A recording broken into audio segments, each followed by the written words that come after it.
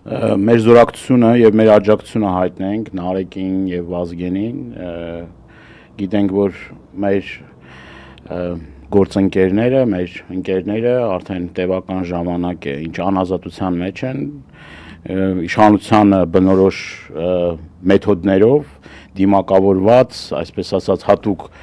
ջոկատայիններով, գրոհային ջոկատներով,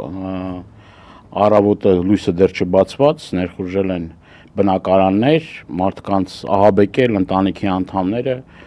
եւ մանկահասակ երեխաներն են տունը եղել եւ այդ մեթոդներով, այդ իրենց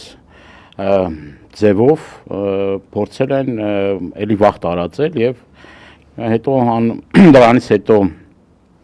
այդ շինծու մեղադրանքներն են ներկայացվել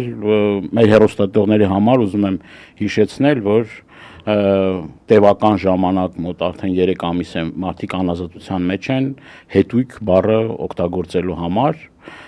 ի պատասխան իմիջիալոց ով որ չգիտի հիշեցնենք որ ի պատասխան այն վիրավորական խոսքերին որ հնչել է իշխանական ներկայացուցիչների կողմից այսինքն իրենց կարելի է որ մարդկանց վիրավորել եւ մարդիկ իրավունքը չունեն ամենանվազագույն պատասխանը տալու այդ